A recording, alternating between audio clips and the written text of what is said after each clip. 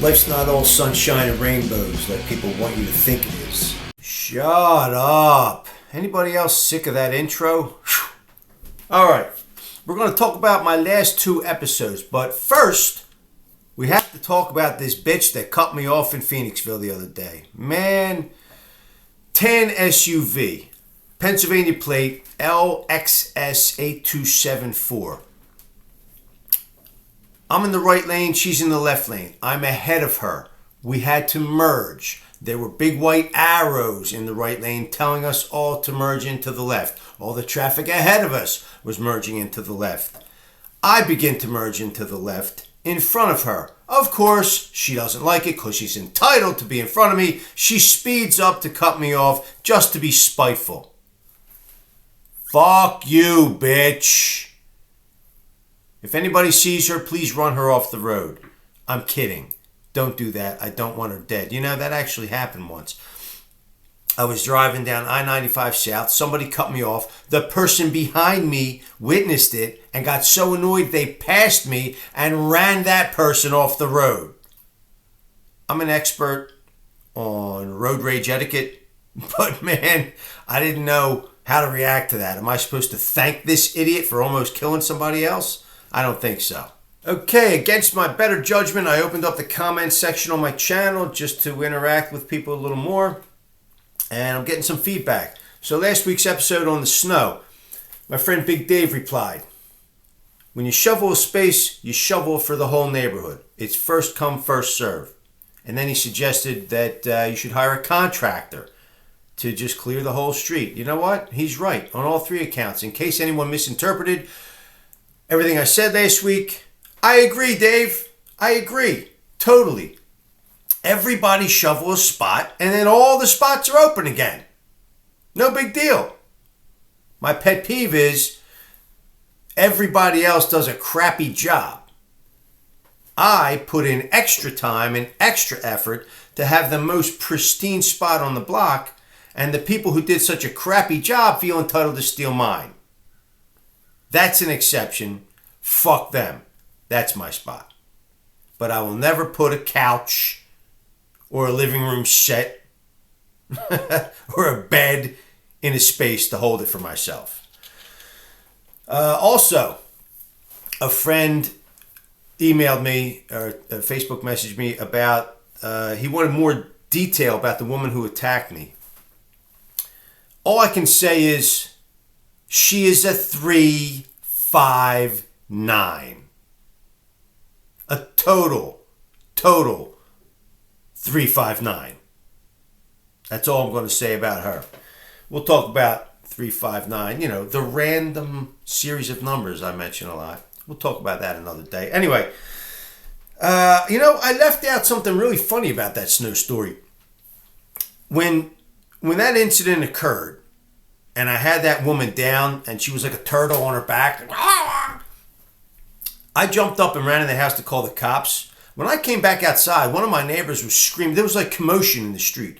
My neighbor was screaming, John, get back in the house. I'll tell you when it's safe. And I hear her down the street, man, the man threw me down in the snow. The man threw me in the snow.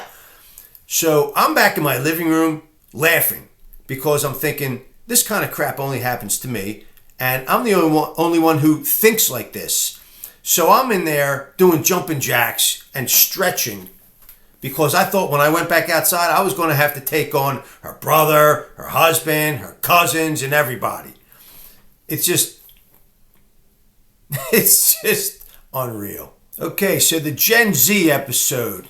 I was kind of hard on you guys. Now, number one, I include the millennial generation in that group. To me, you're all millennials, but I reference Gen Z because that's what was in my mind from the article titles and the video I had seen. So you're all lumped together. So I didn't mean to pick on Gen Z. I was picking on millennials and Gen Z. Not that that's really okay. But for those of you who do work your butts off, everything I said doesn't apply to you. I got some feedback. Some people were saying, I'm Gen Z and I hate 90% I can't stand 90% of the other Gen Zers. And I'm saving to buy a house and I work really hard. Totally cool.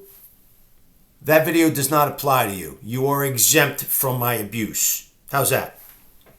In addition, I'd like to add that does apply to all the lazy people of all generations. I know plenty of people who never work 1 minute more than a 40-hour week, and they do everything they can to acquire extra funds, like playing the lottery. Give me a break. Give me a break. Lazy people, pathetic. So, my good friend at the gym, my lazy gay friend Bob, he brought something to my attention. He's not lazy or gay, by the way. Not that there would be anything wrong with that.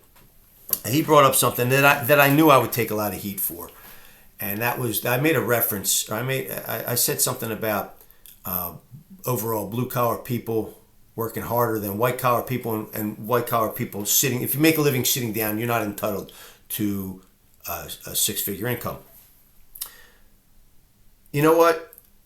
There are too many variables to actually categorize white collar people as being lazy or less entitled than blue collar people. White collar people could have a very stressful job. People sitting down could be a cop driving around all day long, but he's putting his life at risk. He or she is putting their life at risk, and they have to wear a bulletproof vest to work every day. Yeah, you're entitled to a significant pay. I'm all for capitalism. You know what? If you can make $100,000 sitting down, do it. And if you work in a toxic environment and you got a boss breathing down your neck and you have to raise your hand to go to the bathroom, yeah, there are jobs like that. Then yeah, you are entitled to more pay than someone who doesn't work as hard as you. The whole point of that video was people who work harder deserve more income than people who don't work hard. That's the whole point of the video. And my friend Bob works his ass off. He started numerous companies. He works, he goes in early, he leaves late, he eats his lunch at his desk while he's working. You know what? He could work a lot harder than somebody out there doing manual labor.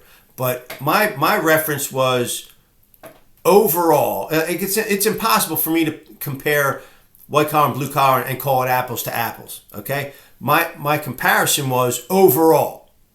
Overall, blue collar people out there working in 90-degree heat, laying brick, doing landscaping, or doing other manual labor in the cold, the extreme cold, maybe sanitation workers, versus somebody who sits at a desk all day and can pretend to work while they're really playing on the phone, and they maybe send an email out once an hour or so.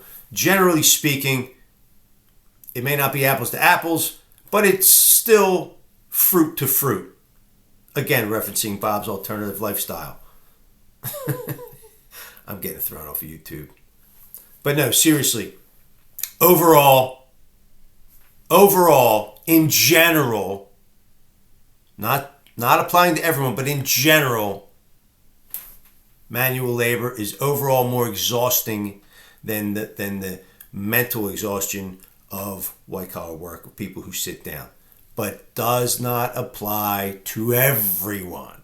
Gen Z, I was really hard on you guys, so I'm going to give you a little bit of guidance. I feel I owe you that. Now, let's talk for a second about the length of your life that you have to work. Basically, it's age 22 to 67. Okay, you get out of college at 22, or maybe you floundered around a little bit from high school to age 22. And then the official retirement age when you can collect your full Social Security is 67. Now, there are variables. Some people retire early. Some people work into their 70s.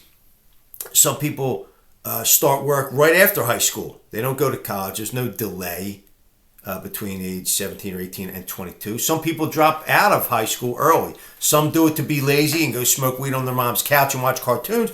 Some people drop out of high school at 16 and they go to community college. They get an early jump on their life, or maybe they start a business, or maybe they go to work, whatever. But generally speaking, I'm going to say that your adult work life is 22 to 67. That's 45 years of working 40 hours a week.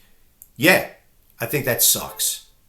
But let's take it to the other extreme, because you have a lot of choices to make between now and death. Okay? One of those choices is how much you're going to work, how long you're going to work, how hard you're going to work. So the other extreme, from working 40 hours a week for 45 years, how about this?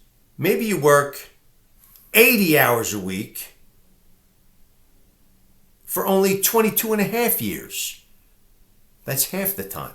You can retire with the same amount of money at 45 years old as opposed to 67. So 40 hours a week from age 22 to 67, or 80 hours a week, 22 to 45. You decide. Might not be the best thing. Maybe you'll make a boatload of money in half the time, but your hair will be gray, and you'll be out of shape, and you have health problems, and you'll be a ticking time bomb. I don't know. Why don't you do a hybrid? Why don't you work 42, 45, 50 hours a week? Set aside your money. Make some sacrifices. Don't buy new clothes every week. Don't buy chips and dip and all the things you don't need. Don't buy a closet full of shoes you're never going to wear, ladies. Maybe you don't buy that $800 cell phone I mentioned in the video last week. You have tons of options. People, just use your time wisely, make it productive, and you will be fine. Work hard, use your head, and you will succeed. Okay? That's it. Johnny V here, soon to be the most hated man in America for talent like it is. Go fuck yourself and have a great day.